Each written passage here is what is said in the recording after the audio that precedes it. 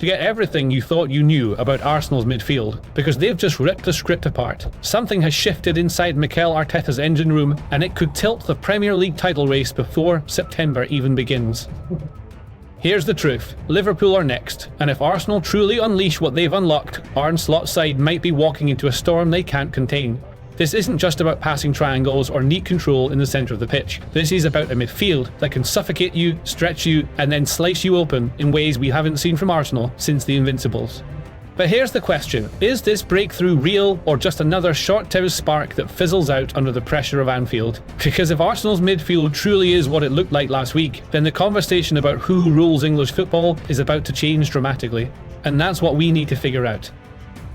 If you're watching this, ask yourself, when was the last time Arsenal's midfield genuinely scared you? Drop your first memory in the comments, because that's where this story begins. To understand why this moment feels so different, we need to look back at Arsenal's midfield over the past few seasons. For all of Arteta's progress, there has always been one nagging weakness: control in the biggest games. Think about Anfield. Time and time again, Arsenal have arrived with hope and left with regret. In April 2023, they were 2-0 up and flying, only to collapse under Liverpool's press and leave with just a draw. A year later, the pattern repeated: bright spells, then midfield gaps exposed, and the momentum lost. The Emirates had seen growth, but at Anfield, Arsenal's midfield has often looked fragile, unable to breathe once the red shirts swarmed. The issue was always balance. Granit Xhaka gave leadership but lacked agility. Thomas Partey brought presence but broke down too often. Young players like Emile Smith-Rowe or Fabio Vieira couldn't handle the physical storm. Even with Declan Rice last season, too much burden was placed on him to cover space, lead the press, and still dictate the ball. One injury, one off night, and Arsenal's midfield was vulnerable again.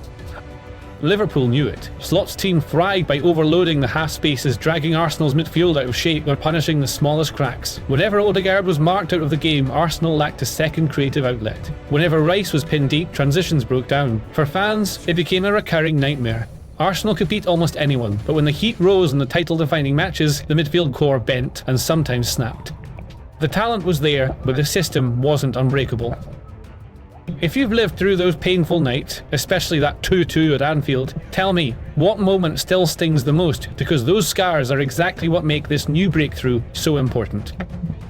So what's changed? Why are Arsenal fans suddenly whispering that their midfield has found something terrifying? The answer lies in the trio Arteta now has at his disposal. Martin Zubimendi as the anchor, Declan Rice as the engine, and a new spark, Eze Abde, the creative wildcard. Let's break it down.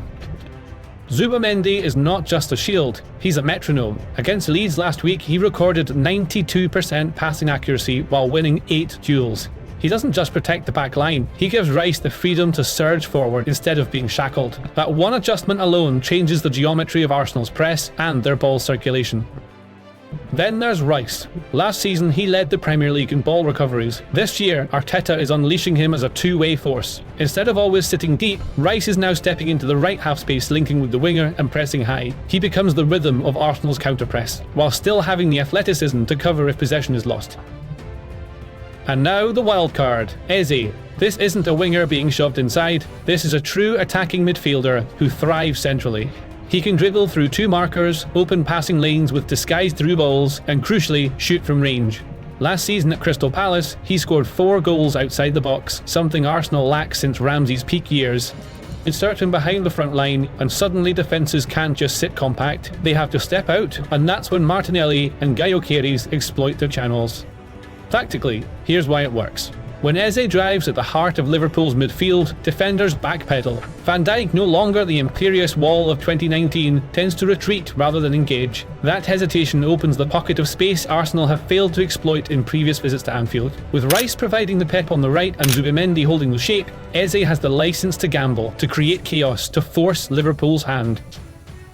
And for the first time in years, Arsenal don't look like they're relying on a single magician in Ødegaard. They now have layers: Zubimendi controlling, Rice enforcing, Eze unlocking. 3 different profiles, one terrifying equation. And that's why Arsenal fans believe this is no longer the same fragile midfield. What do you think happens first? Now compare that to Liverpool. Slot's midfield has quality, but it doesn't have the same balance. Against Newcastle, they lined up with Gravenberch, Curtis Jones, talented players, but not a true holding presence, not the kind of anchor who lives to protect the back 4. so that's why they were overrun for long stretches.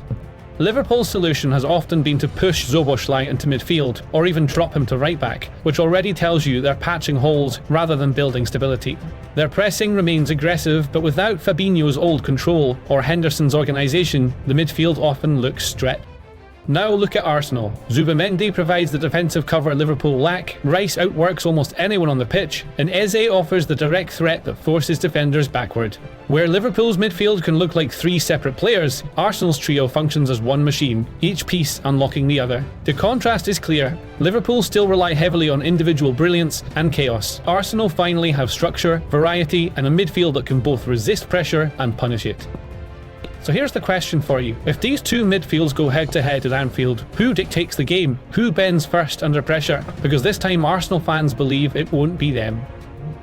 The method is simple. Arsenal's midfield is no longer fragile, it's formidable. For years, the biggest question was whether this team could survive the chaos of Anfield, the suffocating press, the roar of Liverpool's crowd. Now, with Zubimendi, Rice and Eze, they finally have the tools to flip that script.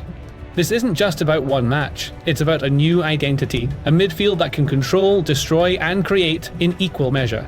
One that doesn't crumble under pressure, but thrives in it. If Arsenal's past was defined by collapses at Anfield, their future might be defined by walking into those battles and dictating them.